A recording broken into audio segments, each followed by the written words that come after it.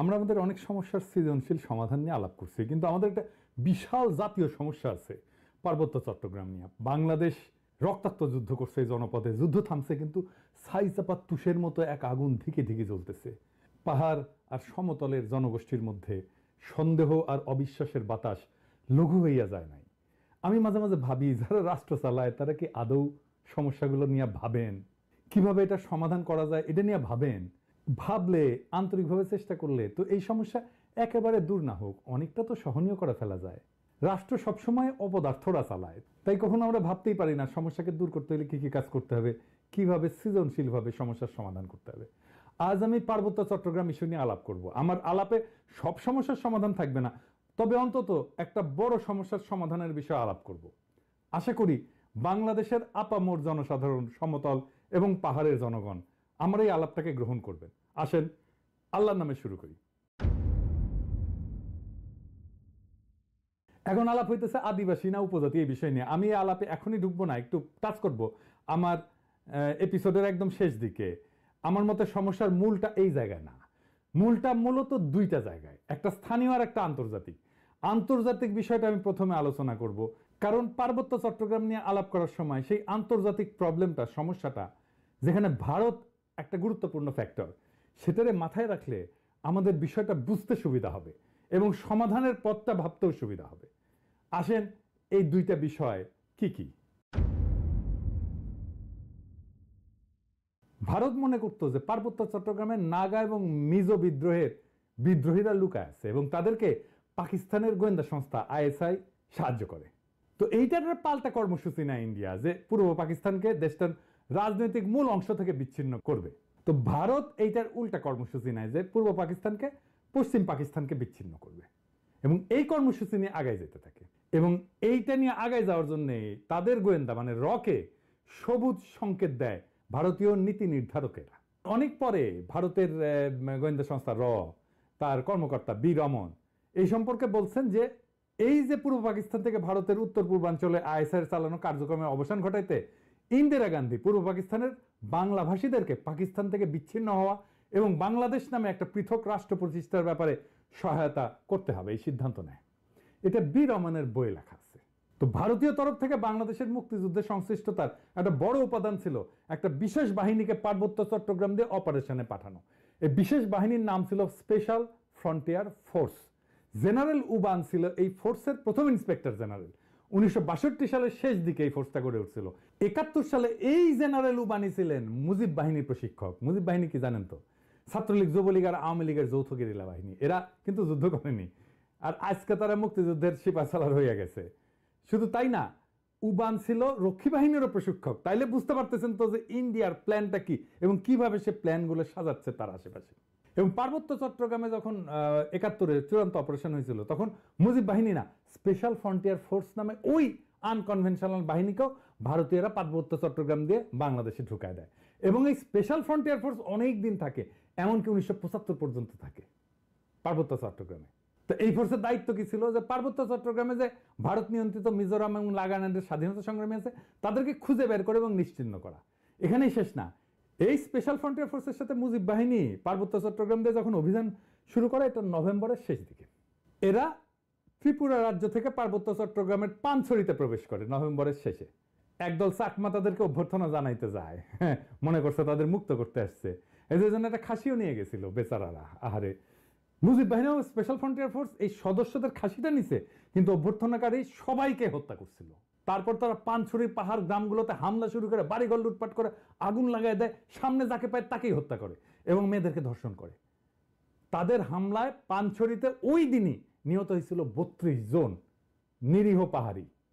তারপর তারা পানছড়ি থেকে খাগড়াছড়ির দিকে রওনা হয় এবং যাওয়ার পথে 176টা বাড়িঘর জ্বালায় দেয়। 14 ডিসেম্বরেও তারা 22 জনকে হত্যা করে। এই ছিল আওয়ামী লীগের মুজিব বাহিনীর মুক্তিযুদ্ধ। এটাই তাদের কন্ট্রিবিউশন। বাংলাদেশ থেকে ভারতীয় সামরিক বাহিনী চলে যাওয়ার সময় তাদের সেনাবাহিনীর এই স্পেশাল ফ্রন্টিয়ার ফোর্সকে রেখে দেওয়া হয় কক্সবাজারে।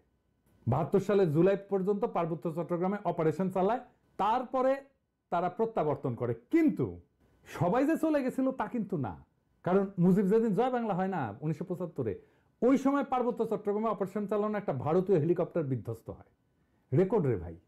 মুজিব মূলত পার্বত্য চট্টগ্রামকে ভারতের হাতে তুলে দিছিল। আমি আর সেই ইতিহাসে গেলাম না, কিন্তু এখন পার্বত্য চট্টগ্রাম নিয়ে ইন্ডিয়ার পরিকল্পনাটা কি? ইন্ডিয়ার একটা দুর্বল জায়গা আছে চিকেন নেক, তাই না? আপনারা জানেন, যেটা দখল নিতে পারলে সেভেন সিস্টার জয় বাংলা হয়ে যাবে, আলাদা হয়ে যাবে। ইন্ডিয়া সেটা নিয়ে সবসময় একটা প্যারার মধ্যে থাকে। আমাদেরও একটা উইক জায়গা আছে, সেটা হইতেছে ফেনী, যা আমাদের বাংলাদেশ মূল ভূখণ্ডের সাথে পার্বত্য চট্টগ্রামকে যুক্ত করছে। ওই জায়গা দিয়া পার্বত্য চট্টগ্রামকে যদি আলাদা করে দিতে পারে ইন্ডিয়া, তাইলে চিকেন নেক নিয়ে তার না ভাবলেও চলবে, মুফতে একটা সমুদ্র বন্দর পাওয়া যাবে। তাই সে পার্বত্য চট্টগ্রামের সবসময় বিচ্ছিন্নতাবাদীদেরকে অকাতরে সাপোর্ট দেয়, শান্তি বাহিনীকে সাপোর্ট দিচ্ছে, কুকিজিনদের সাপোর্ট দেয়। তারা জানে পার্বত্য চট্টগ্রাম যদি বিচ্ছিন্ন হয়ে আলাদা রাষ্ট্র হয়ও, তাইলে এই ল্যান্ড লক একটা অতি অল্প জনগোষ্ঠীর ভূখণ্ডের ইন্ডিয়ার উপরে সর্বাংশে নির্ভর করা ছাড়া আর উপায় নাই। আর ওই অংশটা ইন্ডিয়া খাইয়া ফেলতে কোনো সমস্যা হবে না তখন। তবে আমরা এই সমস্যার কথা কম বেশি সবাই জানি। দ্বিতীয় যে সমস্যা, যেটার কথা আমরা একেবারেই জানি না, আলাপ করি না, সেই সমস্যাটা কি? আসেন সেটা নিয়ে আলাপ করি। এটা খুবই জটিল এবং কম আলোচিত সমস্যা। এই প্রসঙ্গে আমি আর একটা আলোচনা করে নিই, আপনাদের বুঝতে সুবিধা হবে। হংকং আর চায়না মেনল্যান্ড, এই দুইটা ভূখণ্ড কিন্তু একই দেশের হইলে সিস্টেম আলাদা, অর্থনৈতিক সিস্টেম আলাদা। হংকং অশান্ত না? আপনি একই দেশের দুইটা সিস্টেম করলে সেটা অশান্তির একটা বীজ হয়ে থাকে, যদি খুব ভালোভাবে ম্যানেজ করা না যায়। কারণ দেশ বা রাষ্ট্র একটা শরীরের মতো, এটার একটা রাজনৈতিক অর্থনৈতিক সংহতির দরকার পড়ে। ইকোনমিক সিস্টেম আলাদা হইলে রাজনৈতিক সংহতি রক্ষা করা দূর হয়ে যায়। কেন? মার্কস বলছেন যে রাজনীতি হচ্ছে অর্থনীতির একটা ঘনীভূত রূপ। অর্থনীতি যেমন, সেটাই রাজনীতি হইয়া দেখা দেয়। কথাটা খুবই সত্য কথা। একটা দেশের ইকোনমি যেমন, তার রাজনীতিটাও তেমন। এটা নিয়ে পরে আবার বিস্তারিত আলাপ করা যেতে পারে, কিন্তু আপাতত আজকাল আলাপের জন্য এইটুকু জানলেই চলবে। পার্বত্য চট্টগ্রামের ইকোনমি কি আলাদা?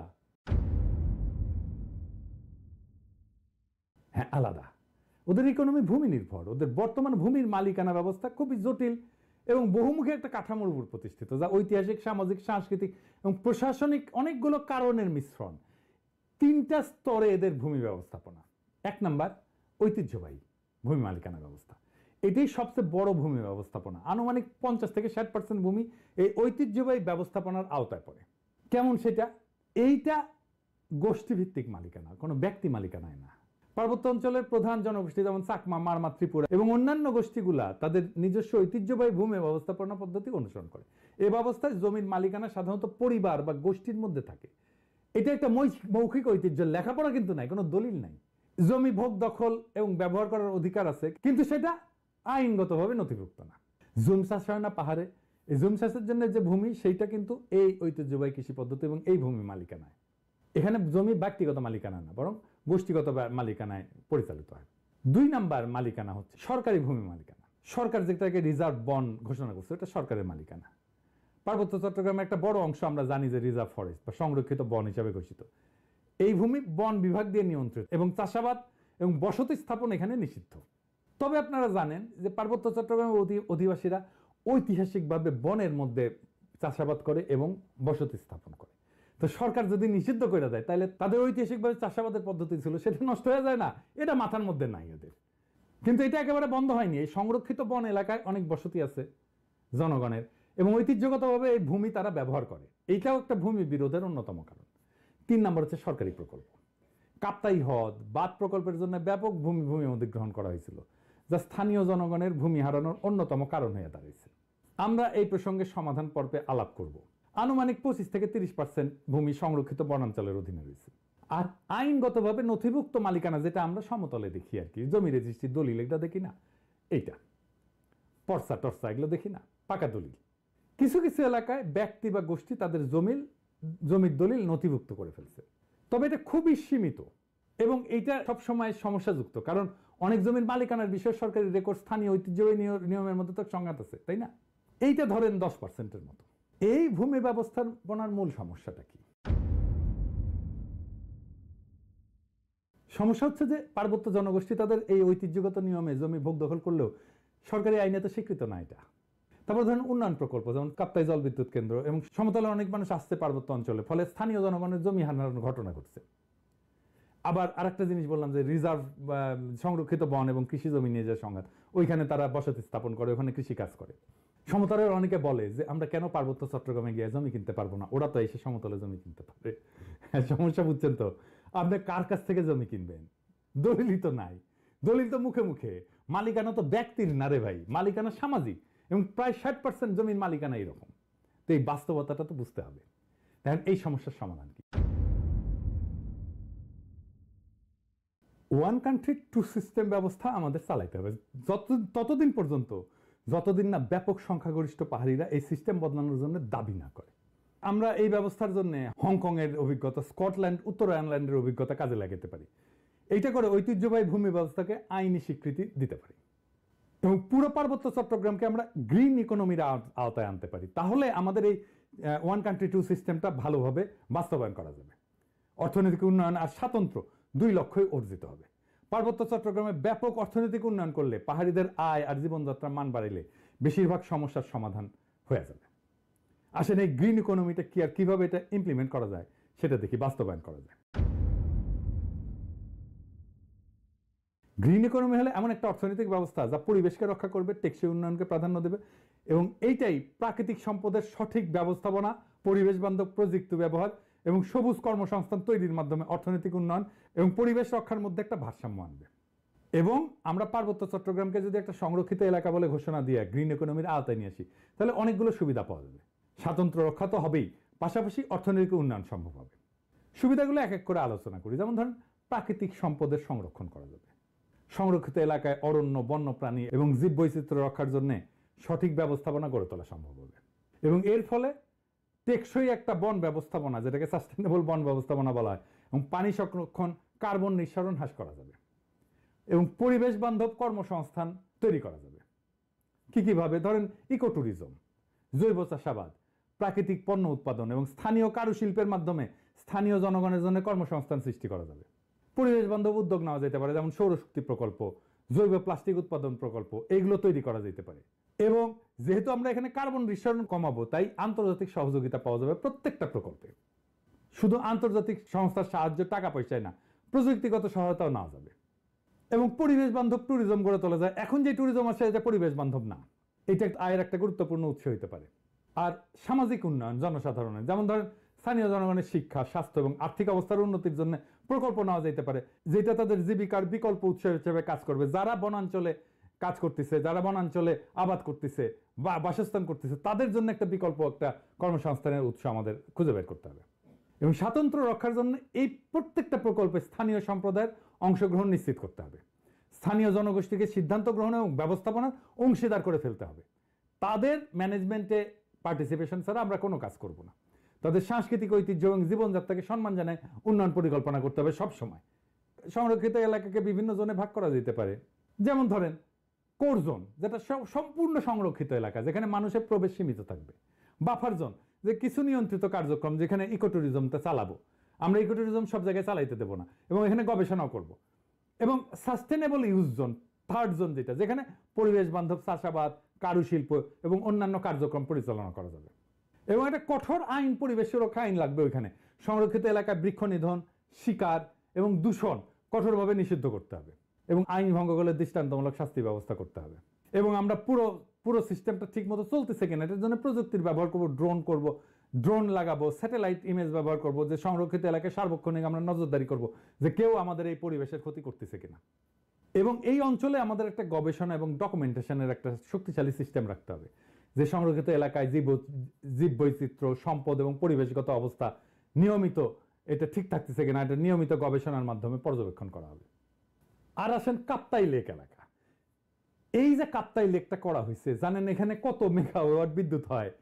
230 মেগাওয়াট মাত্র। এটা গোটা বাংলাদেশের চাহিদার মাত্র 5%। এই যে 5% বিদ্যুৎ, তার জন্য কত বড় সমস্যা আমরা তৈরি করছি। আমরা যদি ঘোড়াশাল বিদ্যুৎ কেন্দ্রের কথা চিন্তা করি, ঘোড়াশাল বিদ্যুৎ কেন্দ্র 950 মেগাওয়াট বিদ্যুৎ উৎপাদন করে, তার মানে 4 গুণ এই কাপ্তাই লেকের চাইতে। তাইলে আমি এটা আসলে রাখবো কেন? এই কাপ্তাই বাঁধ ভেঙে দিয়ে আমরা জমি উদ্ধার করলে কি সমস্যা? এটা ভেবে দেখতে হবে। এটা নিয়ে আমাদের সিরিয়াস চিন্তা করতে হবে যে আসলে আমরা কাপ্তাই বাঁধটা রাখবো কিনা। একটা দীর্ঘস্থায়ী প্রবলেমের সমস্যার সমাধান করছে। কাপ্তাই লেক থাকবে না, কাপ্তাই লেকের দরকার কি? আমাদের তো দরকার নাই। দৃষ্টিনন্দন কাপ্তাই লেকের তো দরকার নেই। আমার যদি জমি উদ্ধার হয় ওইখানে, এই 230 মেগাওয়াট বিদ্যুতের দাম কত? আর আমরা যদি এই জমিটাকে ব্যবহার করতে পারি, কাপ্তাই লেকের নিচে ডুবে যাওয়া জমিটা যদি উদ্ধার করতে পারি, তাহলে এই জমিতে আমরা কি পরিমাণে অর্থনৈতিক ব্যবস্থাপনা করতে পারবো, অর্থনৈতিক সুবিধা পাবো, অর্থনৈতিক লাভ করতে পারবো, এটা একটা স্টাডি হইতে পারে। আমি এটা ধারণাটা দিলাম। যদি মনে করেন যে স্টাডি করে যদি দেখা যায় যে ওইখানে অর্থনৈতিক সুবিধা যেটা সেটা অনেক অনেক বেশি এই কাপ্তাইয়ের 230 মেগাওয়াটের বিদ্যুতের চাইতে, তাহলে কাপ্তাই বাঁধ আমাদের রেখে লাভ কি? এটা ভেঙে দেওয়া যেতে পারে। আমার মনে হয় যে কাপ্তাই বাঁধ যদি ভেঙে দেওয়া যায় তাহলে আমাদের বেটার ইকোনমিক বেনিফিট আমাদের আসবে। এবার আসেন আদিবাসী ধারণা নিয়ে আমার চিন্তাটা বলি, কেন এইটা অদরকারি আলাপ, কেনই বা সমতলের মানুষ এই চিন্তাটা পছন্দ করে না। সমতলের মানুষ আদিবাসী ধারণা নিয়ে কি মত পোষণ করে সেটা বলার আগে বোমাং রাজা কি ধারণা পোষণ করে সেটা শুনি, আসেন শোনেন, ওনার কথাই শোনেন। আমার নাম অংশটু চৌধুরী। আপনারা বলেন আমরা actually we are not tribal, আমরা আদিবাসী নয়। আমরা ছিলাম বার্মাতে। কারখানের সম্রাট মাংরাজী, উনি বোমাং রাজাকে 1614 সালে সরকার গভর্নর অফ চিটাগং, চারজন রাজার গভর্নর ছিল। Fifth man entered into Chittagong Hills, বর্ধমানে, বোমাঙ্গি কমলাপুর 1727 সালে। 283 বছর আগে আমরা এখানে যুক্তি। এই যে ইন্ডিজেনাস বা আদিবাসী শব্দটার অর্থ হইল এমন জনগোষ্ঠী বা সম্প্রদায় যারা কোনো নির্দিষ্ট ভৌগোলিক এলাকায় ঐতিহাসিকভাবে বসবাস করে আসতেছে, যারা সেই এলাকার আদি অধিবাসী এবং যাদের ঐতিহ্য সাধারণত ঔপনিবেশিক বা আধুনিক জনগোষ্ঠীর আগমনের পূর্বে গড়ে উঠছে। সহজ বাংলায় বললে ওই অঞ্চলের আদিবাসিন্দা। রেড ইন্ডিয়ানরা যেমন আমেরিকার আদিবাসিন্দা, আপনারা তো সেটা না পাহাড়ি ভাইরা। তারপরে যখন এই শব্দ ব্যবহার করার জন্য চাপাচাপি করেন তখন বাকি দেশের মানুষ এটাকে সন্দেহের চোখে দেখবেই। এটাও বুঝতে হবে। তারা জানে আদিবাসীরা যদি দাবি করে যে তাদের মানবাধিকার লঙ্ঘিত হচ্ছে, তাহলে আন্তর্জাতিক সম্প্রদায় তাদের আলাদা রাষ্ট্রের দাবিকে সমর্থন জানায়, সেই দাবিকে মেনে নিতে বাধ্য করতে পারে। আর আপনাদের তো জুম্মল্যান্ড সংক্রান্ত দাবি আছেই, আর ইন্ডিয়ার তো ফুসলানো আছেই, তাই না? এবং ইন্ডিয়া তো চায় এটাকে আলাদা করে নিয়ে একটা আলাদা তাদের মধ্যে খেয়ে ফেলতে। তো সন্দেহ তো যৌক্তিক। আপনারা যদি মনে করেন আদিবাসী শব্দটা আপনাদের আলাদা সুবিধা দেবে, আপনি বাংলাদেশ রাষ্ট্রের কাছে চান সেই সুবিধা, তাইলে আলাপ তো করা যেতেই পারে ওইটা নিয়ে। কিন্তু সে আলাপে না যায় যদি বলেন দেখিস আকাশে কি সুন্দর চাঁদ উঠিছে, তাহলে হবে। পাহাড়ে সবাই যেমন বিচ্ছিন্নতাবাদী না, এটা যেমন সত্য, তেমন সমতলের সবাই আপনাদের ব্যাপারে ইনসেনসিটিভ বা অসংবেদনশীল না, এটাও তেমন সত্য। তাই আসেন দুই পক্ষকেই বলি, সংঘাত আর অবিশ্বাসের কাল কাটায় আমরা নতুন ইতিহাস গড়ি। হাসিনা বিরোধী লড়াইয়ে পাহাড়ি ভাই বোনেরা আমাদের কাঁধে কাঁধ মিলায় লড়াই করছেন। আমরা এই ঐতিহাসিক ঐক্যকে সাথে নিয়ে আগায় যাই। আমরা এমন এক বাংলাদেশ গড়ে তুলি যার গর্বিত মালিক হবে হিন্দু, মুসলমান, পাহাড়ি, সমতলী, চাকমা, বাঙালি সকলেই। বৈচিত্র্যের মধ্যে আমরা গড়ে তুলব এক মহান ঐক্য, এক নতুন বাংলাদেশে, যে বাংলাদেশের স্বপ্ন দেখেই জুলাই আগস্টের হাজারো শহীদেরা চোখ মুছছিল, শেষ নিদ্রায় গেছিল। আসেন আমরা সেই স্বপ্নকে বাস্তব করে তুলি। ইনকিলাব জিন্দাবাদ।